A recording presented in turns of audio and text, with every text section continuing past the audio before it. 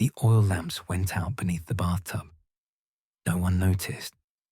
Elizabeth Siddal floated in water that had turned cold as winter rain, wearing a silver embroidered dress that weighed more than 4 pounds. The painter kept painting. This is December 1851, in a studio at 7 Gower Street, London.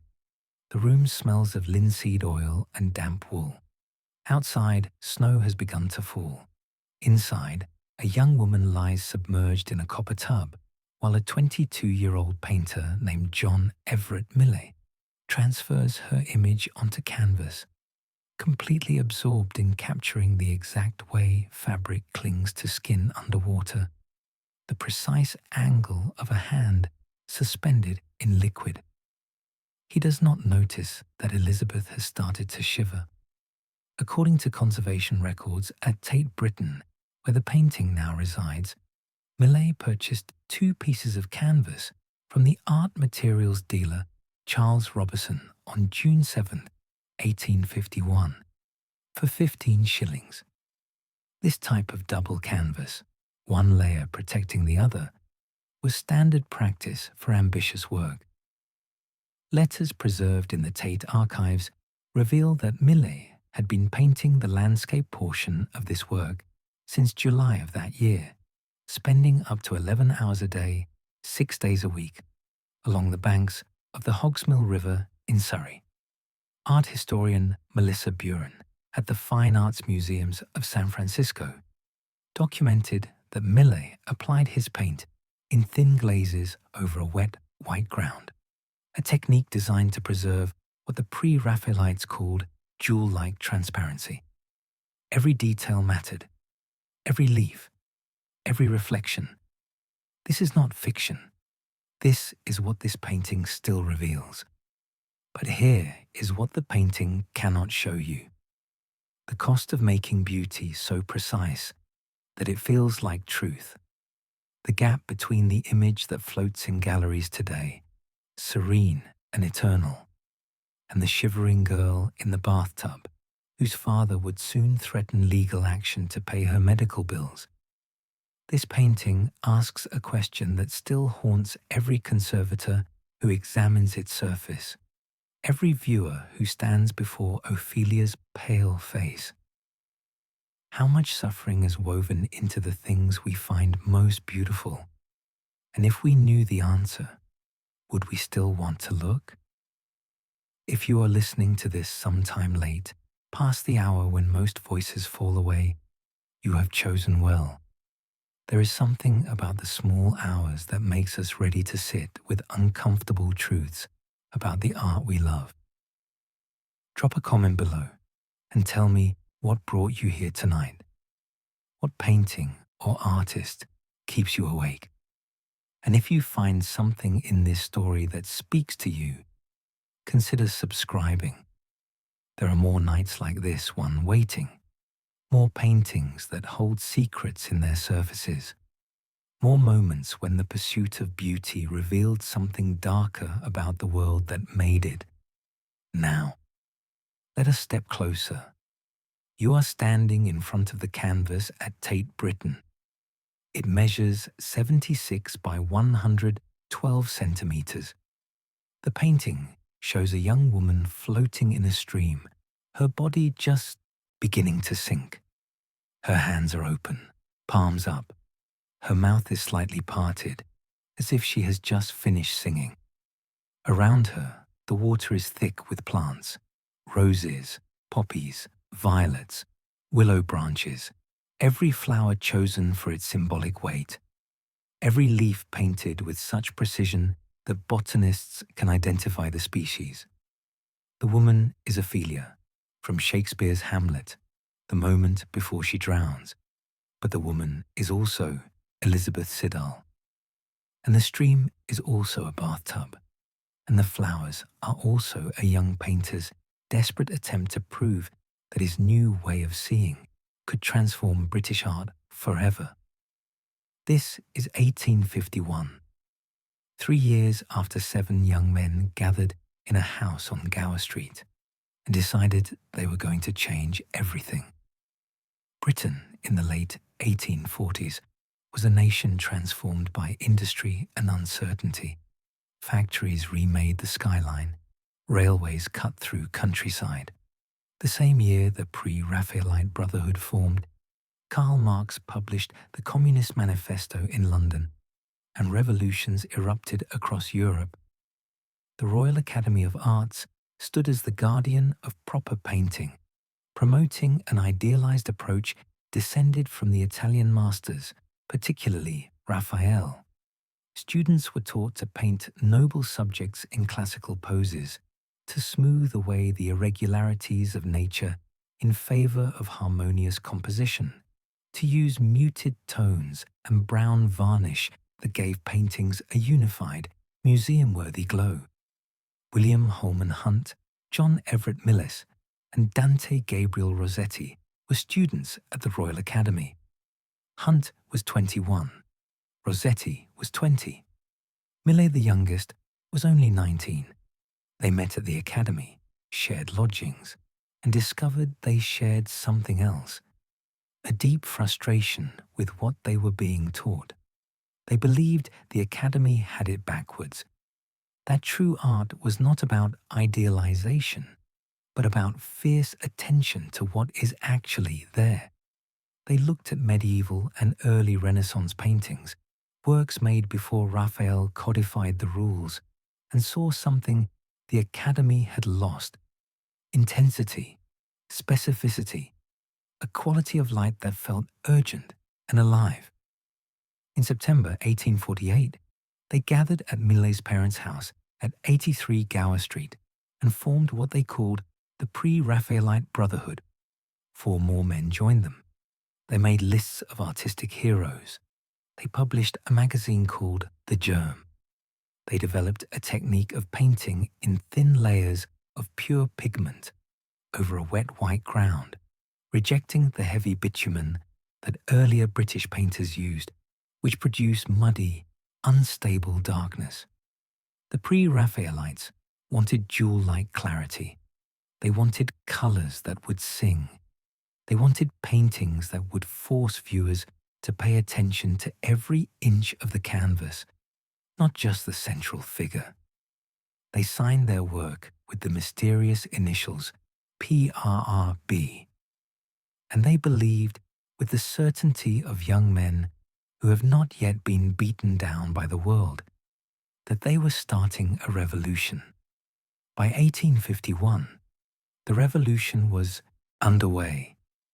Millais had already exhibited works at the Royal Academy that announced his talent, but he wanted to create something that would prove the Brotherhood's approach could produce not just interesting experiments, but masterpieces.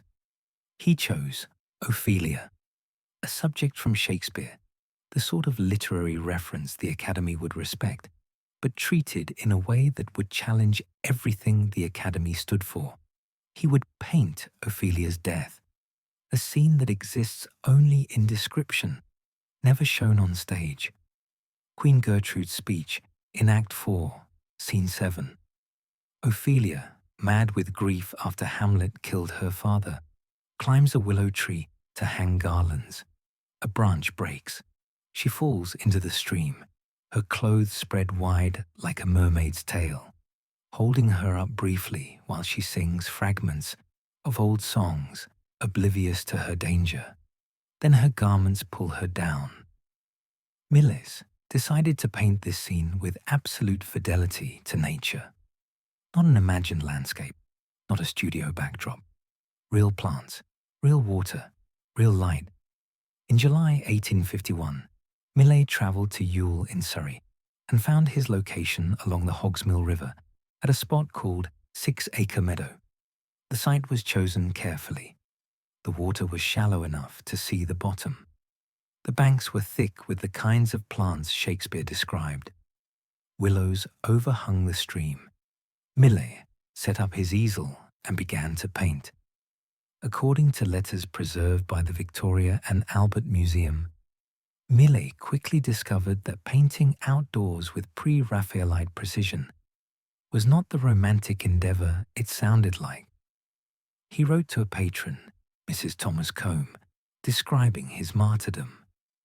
The flies of Surrey, he complained, were more muscular than any he had encountered, with a particular talent for probing human flesh.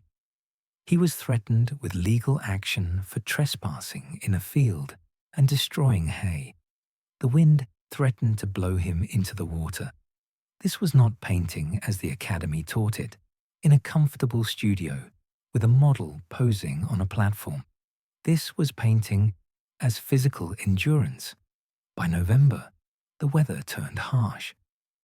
Millais wrote that snow and wind made the work nearly impossible.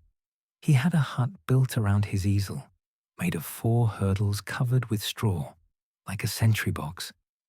Inside this makeshift shelter, Millais felt like Robinson Crusoe, alone with his canvas and his determination.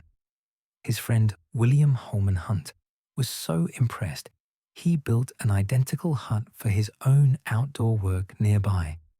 For 5 months, Millais painted the landscape 6 days a week, up to 11 hours a day.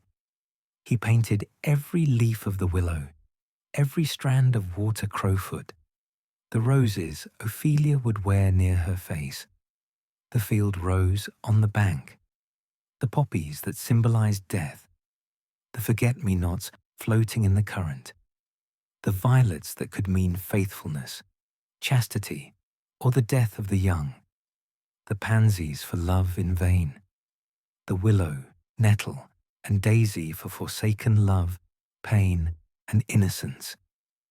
Each flower had been chosen not just for beauty, but for the symbolic language Victorians knew by heart, the language of flowers that could tell a story without words. When Millais finished the landscape in late 1851, he returned to London and began the second stage, the figure. This is when Elizabeth Siddal entered the work. Siddal was 22 years old. She came from a lower middle-class family. Her father made cutlery. She had been working in a millinery shop in Leicester Square when the painter Walter Deverell noticed her and asked her to model. Through Deverell, she met the Pre-Raphaelite Brotherhood. By 1851, she had become particularly close to Dante Gabriel Rossetti, who would later become her husband. She had stopped modelling for others and worked almost exclusively for Rossetti. But Millais asked, and Rossetti agreed. One more session. For Ophelia. Millais' studio was small and cold. It was winter now, December. To recreate the river, Millais filled a large copper bathtub with water. He had Siddal lie in it, fully clothed, wearing an antique dress he had purchased specifically for the painting.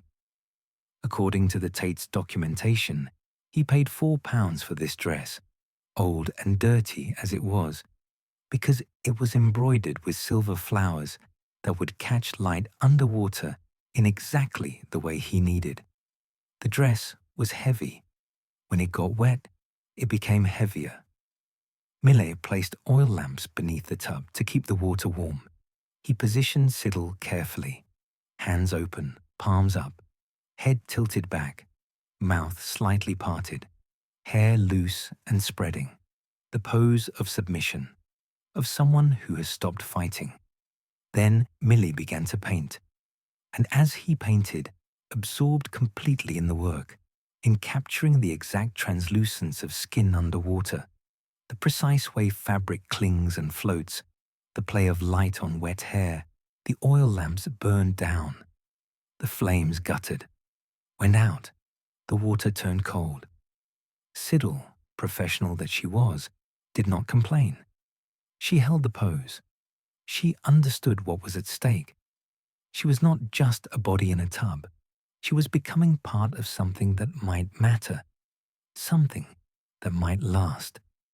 By the time Millais looked up, Siddal was shivering violently. Her lips had turned blue. She could barely climb out of the tub.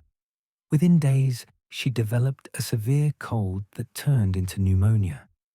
Her family was furious.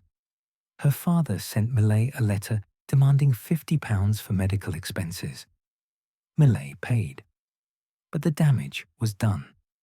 According to medical historians consulted by the Tate, Siddal was likely prescribed laudanum, an opium-based painkiller, for her symptoms.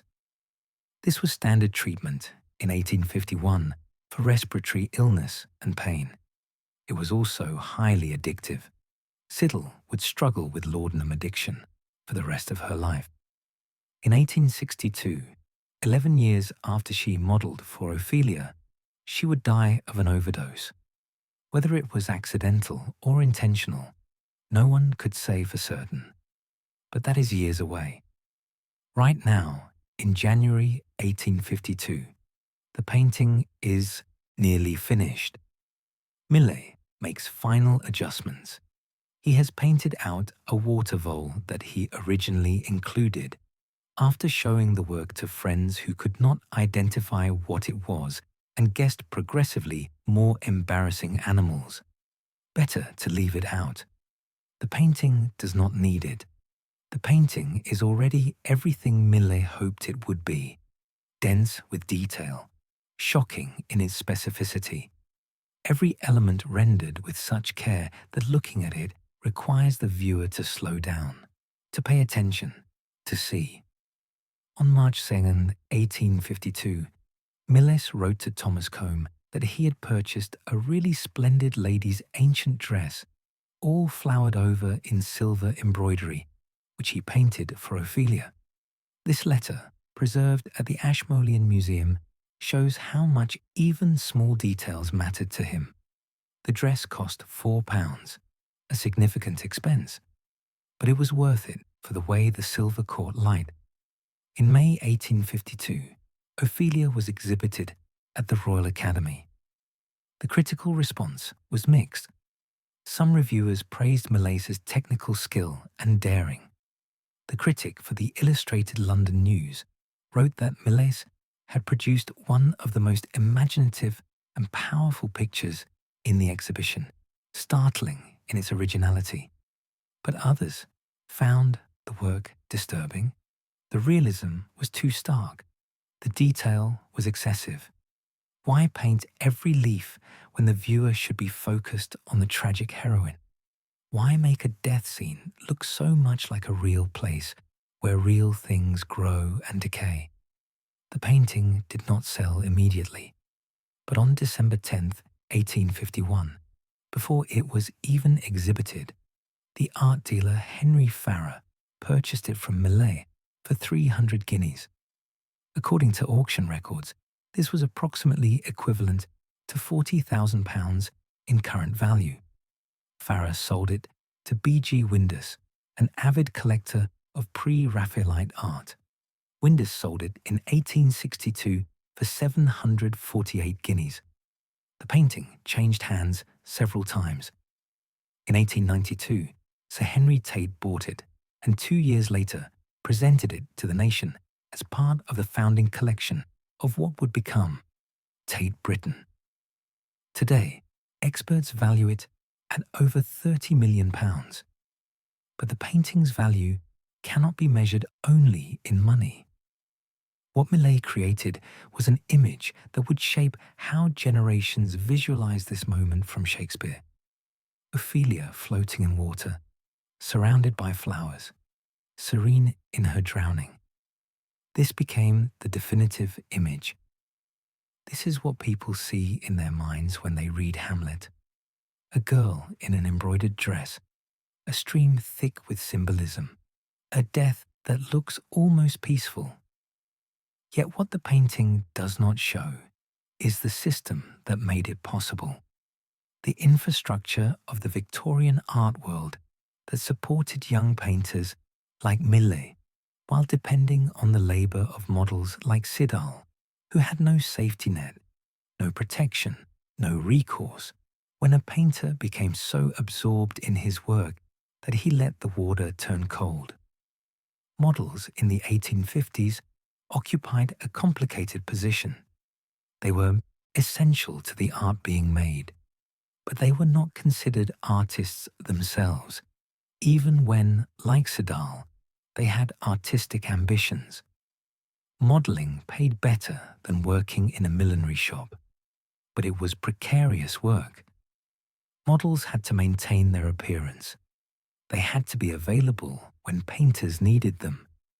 They had to hold uncomfortable poses for hours, and they had to accept that their faces and bodies would become public property, reproduced in paintings that might hang in exhibitions and private homes, gazed at by strangers, discussed, critiqued, admired, all without their having any say in how they were represented. Siddal was unusual in that she had aspirations beyond modelling. She drew, she painted, she wrote poetry. The art critic John Ruskin, one of the most influential voices of the era, saw her work and was impressed enough to offer her an annual stipend of £150 in exchange for the artwork she produced. This was extraordinary. Ruskin believed her work was strong enough to support financially. She became the only woman to exhibit alongside the Pre-Raphaelites at the 1857 Russell Place exhibition, showing watercolours that demonstrated her own distinctive style. But despite her talent, Siddal is remembered primarily as a model, as Ophelia, as the face of Pre-Raphaelite beauty, the tragedy of her life, her struggles with illness and addiction, her difficult marriage to Rossetti, her early death. These have become inseparable from how we see the paintings she modelled for. She becomes the drowned girl, the beautiful corpse, the cautionary tale. This is what paintings do. They freeze a moment. They make it seem inevitable. Ophelia was always going to drown. Siddal was always going to model for this painting. Millais was always going to become famous for it. But these outcomes were not inevitable. They were the result of choices made within systems that valued certain kinds of labor and certain kinds of people above others. Consider the economic structure that supported Millais' work. He came from a comfortable family. His parents owned a house on Gower Street in a respectable neighborhood. They could afford to support their son while he trained at the Royal Academy, while he experimented with new techniques, while he spent 5 months painting a landscape that had not yet been commissioned. When Millais needed materials, he purchased them from Charles Robertson, an art supplier whose business catered to Academy students. When Millais needed a dress for Ophelia, he could afford to spend £4 on it. When Siddal got sick, Millais could afford to pay £50 for her medical care, even though the payment was extracted under threat of legal action. Siddal, by contrast, came from a family where £4 was significant money. Her father made cutlery. She worked in a shop. When she got sick, her family did not have £50 for a doctor. They had to fight for it. And even when they got it, the money paid for treatments that would lead to addiction rather than cure. The Pre-Raphaelites believed they were revolutionizing art by insisting on truth to nature, by painting with unprecedented detail, by choosing subjects from literature and history that carried moral weight. They saw themselves as challenging the Academy's stale conventions, but they worked within a system that depended on class hierarchies they did not question. Models like Siddal could be discovered in millinery shops and asked to lie in cold bathtubs, but they could not join the brotherhood. They could not sign their work with the initials PRB. They could become muses, but not equals. This is not to say the Pre-Raphaelites were uniquely exploitative. They were products of their time, but the gap between their stated ideals and the reality of how their work was made is worth examining. Truth to nature meant painting every leaf, but it did not mean examining the truth of the social structures that determined whose comfort mattered and whose suffering could be overlooked in pursuit of a perfect image. The painting itself holds traces of these tensions.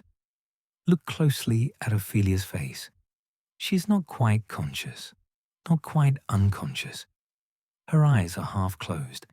Her mouth is slightly open. She is singing according to Shakespeare's text, but the song is fading.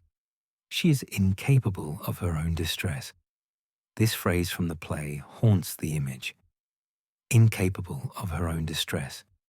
As if suffering could be beautiful when the sufferer is not fully aware of it. As if drowning could be peaceful if you are mad enough not to understand what is happening. This is a dangerous idea. It suggests that certain kinds of suffering are aesthetically acceptable because the person suffering does not fully comprehend their situation. It allows viewers to find beauty in a death scene without having to confront the horror of death itself. Ophelia becomes a symbol rather than a person. Her drowning becomes a moment of tragic beauty rather than a violent end to a life. Siddal, floating in the bathtub, understood what Millais wanted. She held the pose even as the water turned cold. She made herself capable of appearing incapable. This is the work of modeling. To be fully present and aware while appearing to be something else entirely. To endure discomfort while projecting serenity. To be both subject and object. After Ophelia was exhibited, other artists painted versions of the scene. Ophelia drowning became a popular subject for Victorian painters. But Millais' version remained definitive. The precision of the flowers, the translucence of the water, the way Siddal's pale face and red hair glow against the dark stream. This became the image that defined how people visualized the scene. The painting's fame grew over time. It appeared in exhibitions across Europe. It was reproduced in prints and postcards. By the time the Tate acquired it in 1894 as part of Henry Tate's founding gift, it was already recognized as a masterwork. Today, it is one of the most popular paintings in the Tate's collection. Crowds gather before it. People stand silently, absorbed in the details Millais labored over. The painting rewards close looking. Every flower can be identified. Every reflection in the water makes sense. The light is consistent. The space is believable.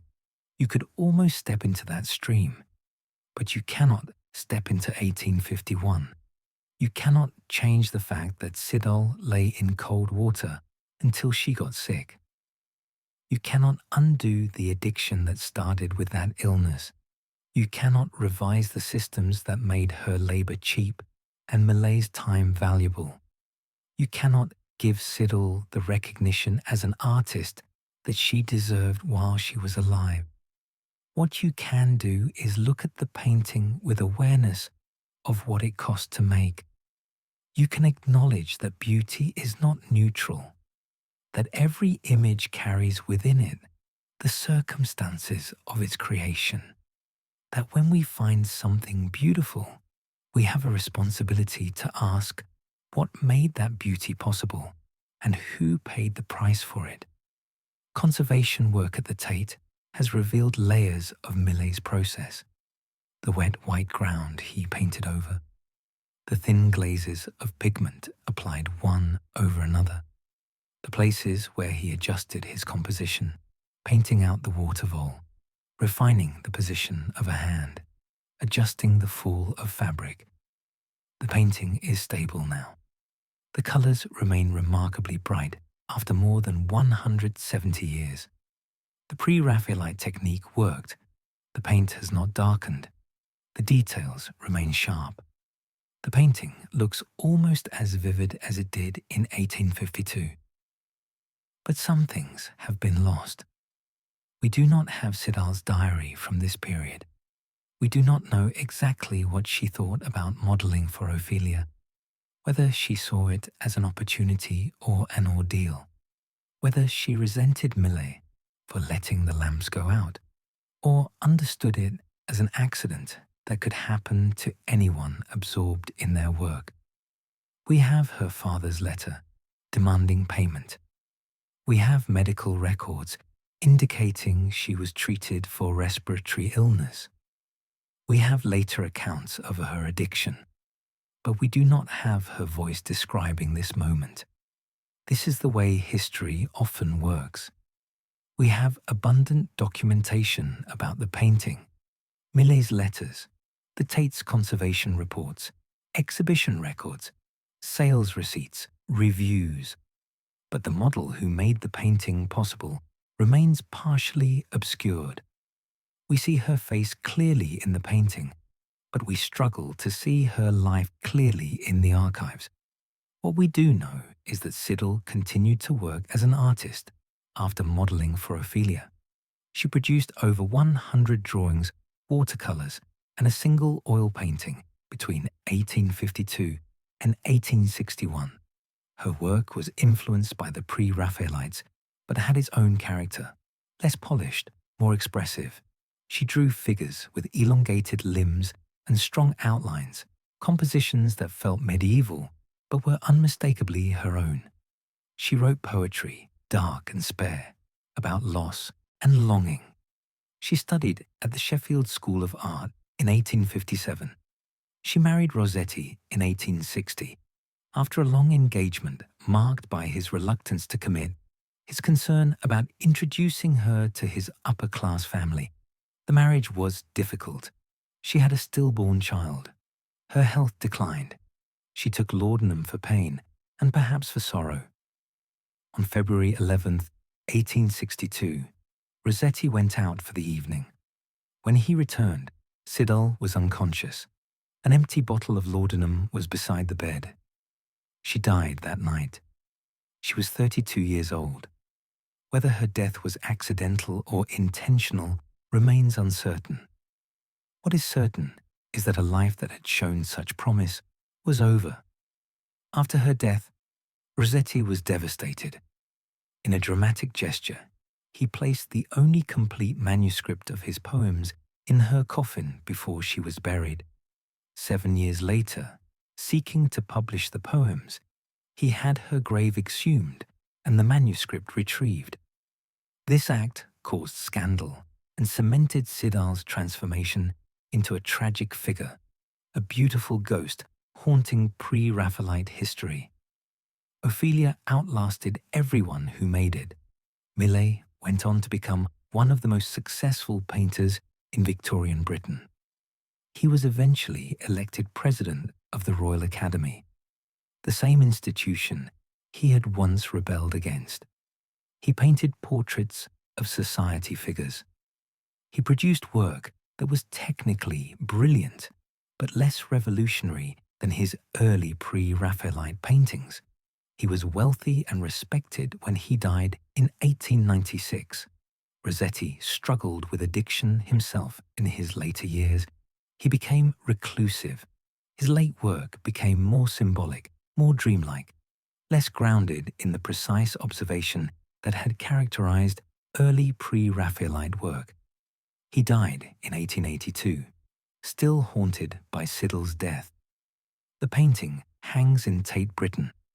It has been loaned out for exhibitions, but always returns. It is regularly on display in the permanent collection.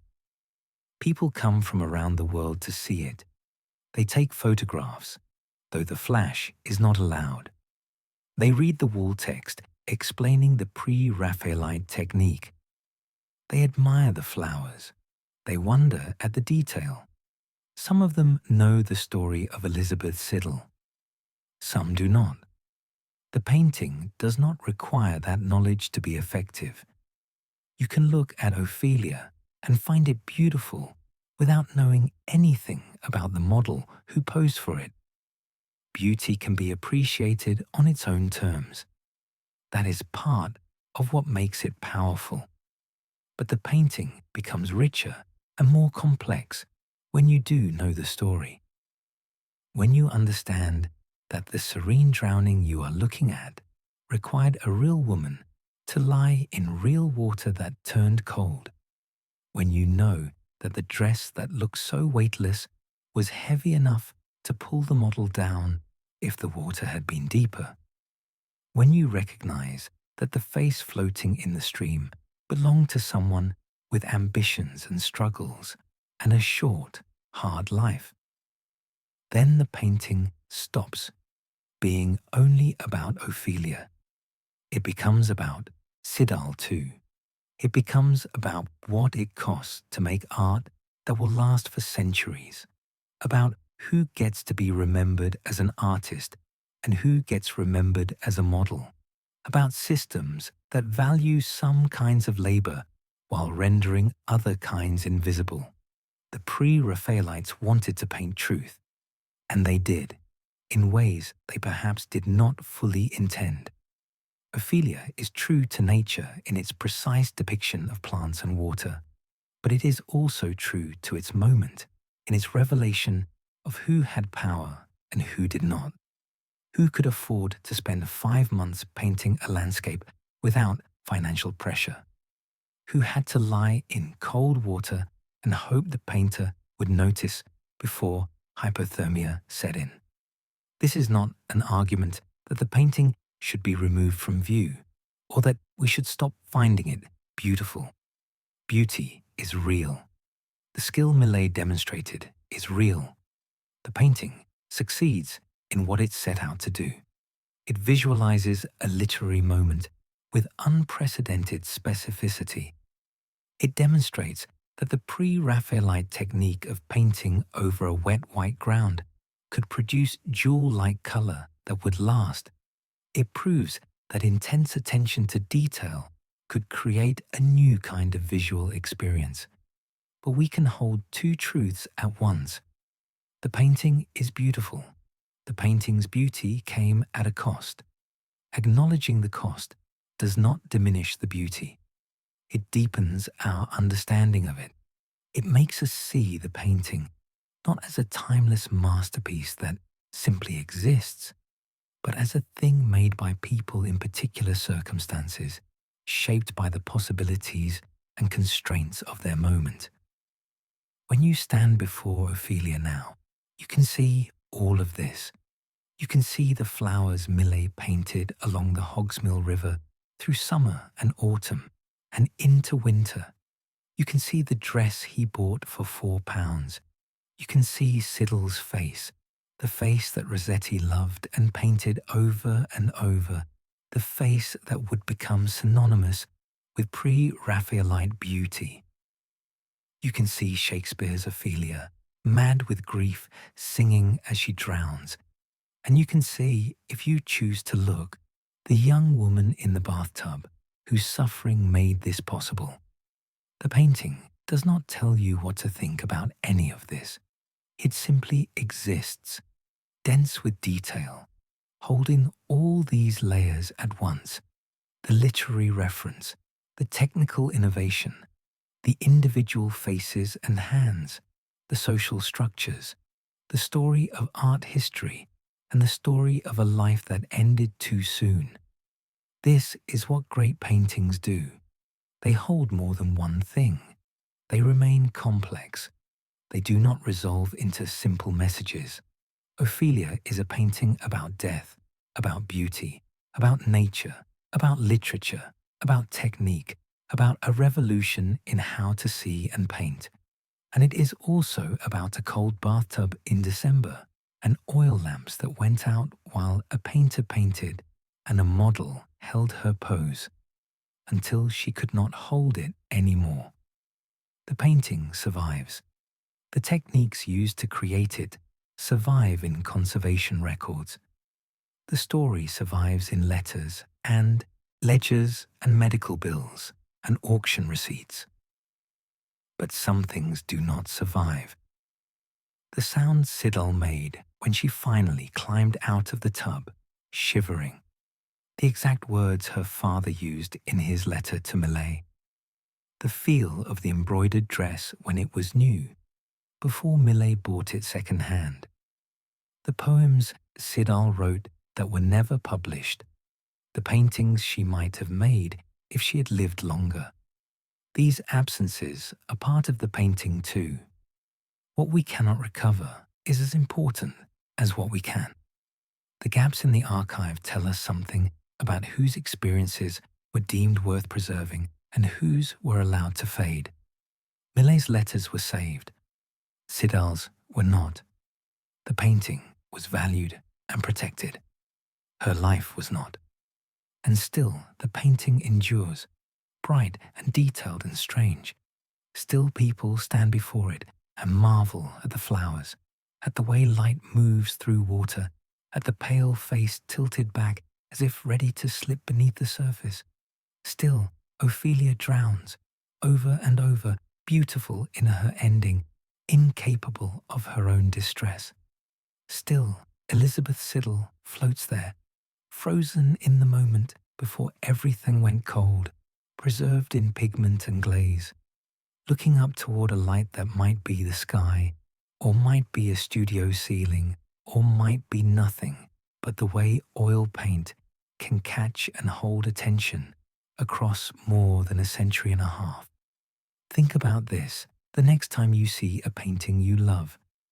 Ask who made it and who made it possible. Look for the layers, the technique, the subject, the story, and the cost. All of it is there, waiting to be seen, if you are willing to stand still long enough and look closely enough and hold in your mind at once the beauty and the systems that produced it. The night deepens. Somewhere, someone is making something beautiful. Somewhere, someone is paying a price for it.